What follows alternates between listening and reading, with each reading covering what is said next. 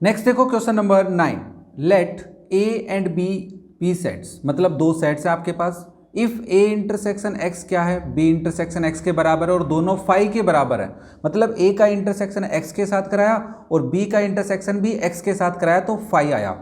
And A union x किसके बराबर है, बी यूनियन एक्स के।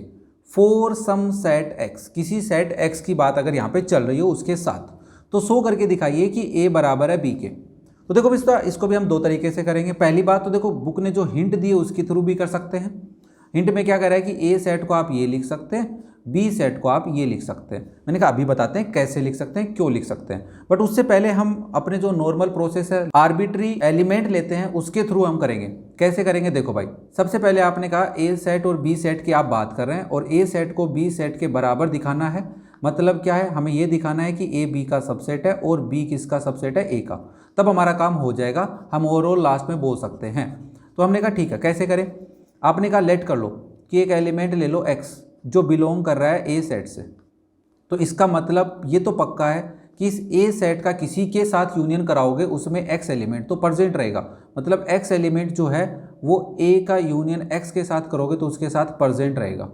ठीक है, हम ये इंटरसेक्शन में नहीं लिख सकते हैं, यूनियन में लिख सकते हैं। नाउ मुझे क्वेश्चन कह रहा है कि a यूनियन x किसके बराबर है भाई, b यूनियन x के बराबर है। According to question a union x किसके बराबर है भाई, b यूनियन x के। तो आप बच्चा ये लिख सकते हैं कि x है ना वो बिलोंग करेगा b यूनियन x के साथ। और यूनियन का मतलब क्या होता है कि x बिलोंग करेगा b में और x बिलोंग करेगा x में, कैपिटल X में। कैपिटल X यहाँ पे सेट है, स्मॉल x यहाँ पे तुम्हारा एक एलिमेंट है। नाउ अगर x b में बिलोंग कर रहा है और x हम लेके चले थे a में बिलोंग कर रहा है, तो आप बोल सकते हैं कि a क्या है, सबसेट है b का। और यहाँ पे क्या करें, मैंने कहा देख मेरे को पता है कि x है ना वो कैपिटल X में है और ये भी पता है, सिंस ये भी पता है कि x जो है वो बिलोंग कर रहा है a में, तो मैं यहाँ से बोल सकता हूँ कि x जो है वो बिलोंग करेगा a इंटरसेक्शन x में, क्योंकि वो दोनों में है। क्या ये बात समझ में आ रही है, यहाँ पे दोनों में, ये लेट किया था ना अपन ने ऊपर अभी, उसके बेसिस पे बोल पा रहे हैं। और according to question a intersection x क्या है, फाई है। तो ये तो बात ही अलग कर रहा है कि x बिलोंग कर रहा है फाई से, जिसका कोई लॉजिक नहीं है यहाँ पे। तो हमने कहा इस बात का तो कोई लॉजिक है नहीं, ये वाली बात हमारे काम की है, जिसको हम इक्वेशन 1 रिप्रेजेंट कर देते हैं। क्लियर हुआ। नाउ सिमिलरली देखो आपने a को b का सबसेट दिखा दिया, अब b को क्या कर दो, a का सबसेट दिखाओ। तो आप लेट करेंगे अगेन कि एक एलिमेंट है y जो बिलोंग कर रहा है b से।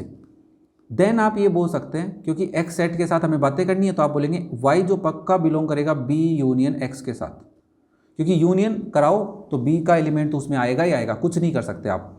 नाउ अगेन आपने कहा क्वेश्चन की हेल्प लेता हूं मैं। क्वेश्चन कह रहा है कि बी यूनियन एक्स किसके बराबर है भाई, ए यूनियन एक्स के बराबर है। क्वेश्चन कह रहा है तुम्हारे को, ये कह रहा ए यूनियन एक्स किसके बराबर है, बी यूनियन एक्स के। तो आप बोल सकते हैं कि पक्का वाई, देयरफॉर वाई जो है वो बिलोंग करेगा किससे भाई, ए यूनियन एक्स से। अगेन यूनियन है तो आप बोलेंगे वाई बिलोंग करेगा ए से और वाई बिलोंग करेगा एक्स से। आपने कहा देखो y बिलोंग करेगा ए से, इस बात का मतलब है कि b जो है वो सबसेट है a का। ये ध्यान से सुनना, ऊपर वाला नीचे वाले का सबसेट होगा, जिसको आप इक्वेशन नंबर 2 बोल सकते हैं। और इधर वाली बात को ध्यान से देखो, y बिलोंग कर रहा है x से, और सिंस हमें पता है सर कि y बिलोंग कर रहा है b से, कहाँ से पता है, हमने लेट कर रखा है, अज्यूम कर रखा है। तो हम ये बोल सकते हैं कि y है ना जो बिलोंग करेगा b इंटरसेक्शन x से, क्योंकि वो दोनों सेट में है तो इसका मतलब वो उनके इंटरसेक्शन में भी प्रेजेंट होगा। तो हमने कहा b इंटरसेक्शन x से। बट सर क्वेश्चन तो हमें कह रहा है अकॉर्डिंग टू क्वेश्चन ने हमें कहा है कि b इंटरसेक्शन x फाई आ रहा है, तो इसका मतलब ये हुआ कि y बिलोंग कर रहा है फाई से, जिस बात का कोई लॉजिक नहीं है, हम इसको एक बार मान के नहीं चलेंगे। तो हमारा कहने का मतलब है बाय इक्वेशन 1 और 2 हम ये बोल सकते हैं कि by first and second you can say कि अगर a b का सबसेट है और b a का सबसेट है तो दोनों सेट आपस में बराबर है। ये तो बोल सकते हो आप, यस। और यही हमें शो करना था। इन दो बातों से हमारे को कोई ज़्यादा इफेक्ट नहीं पड़ा, क्योंकि और लगा हुआ था, कंपलसरी नहीं था कि ऐसा भी हो सकता है और ऐसा भी हो सकता है। ठीक है, तो कंपलसरी नहीं है तो इसका ज़्यादा लॉजिक भी नहीं बैठ रहा है। फिर हमने कहा यार ये हिंट दिए सर, इसने इसका क्या करें। मैंने कहा जरूर, देखो आपके पास एक सेट ए है, ध्यान से सुनना, उसका यूनियन करा दिया आपने किसी दूसरे सेट के साथ। ठीक है, नाउ अब आपने इस कंप्लीट चीज़ का इंटरसेक्शन करा दिया इस पहले वाले सेट के साथ, तो क्या आंसर आएगा। देखो सर इन दोनों में क्या है, इन दोनों में ए के एलिमेंट तो हैं, हाँ है, और इसमें ए के एलिमेंट है, तो कॉमन कौन से आएंगे, ओवरऑल ए के एलिमेंट ही कॉमन आएंगे। तो इस बेसिस पे ये बात लिखी हुई है। क्या ये बात क्लियर हो पा रही है। भाई मैं एक बात मान लेता हूँ कि ए सेट तुम्हारा 1 2 है और एक्स जो सेट है तुम्हारा वो सेट है 3 4, ठीक है। आपने ए का यूनियन एक्स के साथ किया तो आपका आंसर आया 1 2 3 4।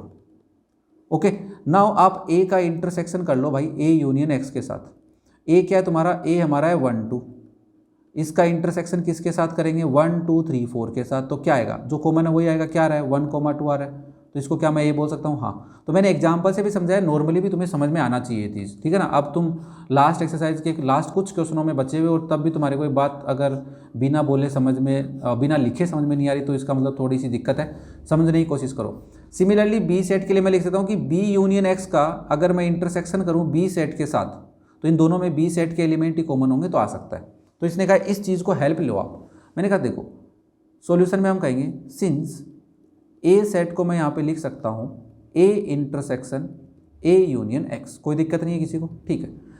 According to question A union X जो है वो किसके बराबर है, बी यूनियन एक्स के बराबर है, तो लिख दो भाई। देयरफॉर हम ए को क्या लिख सकते हैं, A intersection B union X. Now by distributive law, by distributive law हम इसकी हेल्प लेंगे यहाँ पे। ऑब्वियसली लग रहा है ना, डिस्ट्रीब्यूटिव लो लगा सकते हैं। अंदर क्या है, अंदर यूनियन है, बाहर इंटरसेक्शन है, तो इंटरसेक्शन दोनों के पास जाएगा, ए का इंटरसेक्शन बी के साथ भी होगा और ए का इंटरसेक्शन एक्स के साथ भी होगा और बीच में दोनों का हो जाएगा यूनियन। क्या ये बात अब तो क्लियर हो पा रही है, ठीक है। नाउ देखो सर ए इंटरसेक्शन एक्स क्वेश्चन ने कहा है वो 5 है, क्या है बच्चा वो 5, तो सिंस ए इंटरसेक्शन एक्स की वैल्यू 5 है तो मैं यहाँ पे ए सेट है मेरा, इस ए सेट को मैं क्या लिख सकता हूँ फिर मैं, ए इंटरसेक्शन बी यूनियन 5, और 5 क्या है, एम्प्टी सेट है, 5 का मतलब तो एम्प्टी होता है ना, तो एम्प्टी सेट का किसी के साथ भी यूनियन कराओ तो वही आने वाला है, तो आप लिखेंगे ए इंटरसेक्शन बी।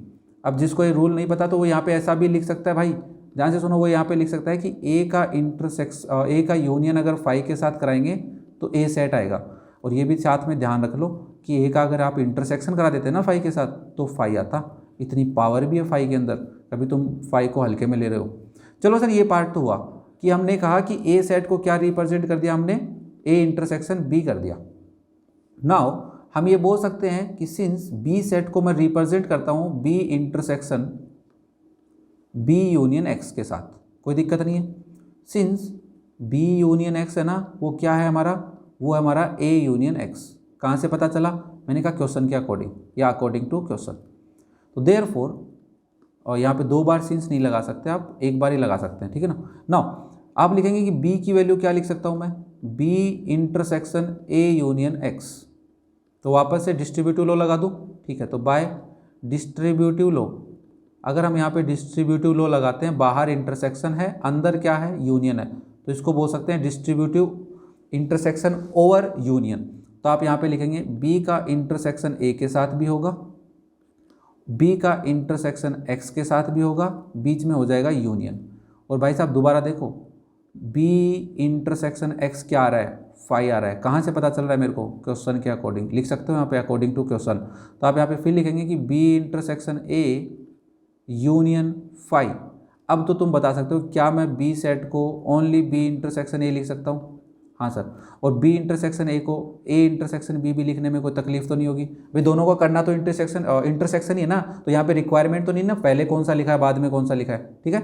मतलब ये कम्यूटेटिव लॉ को फॉलो कर रहे हैं। Now by first and second आप ध्यान से देखो, क्या आपको लग रहा है कि ए बराबर है बी के, हाँ सर ए बराबर है बी के, तो ये भी हम कर सकते हैं।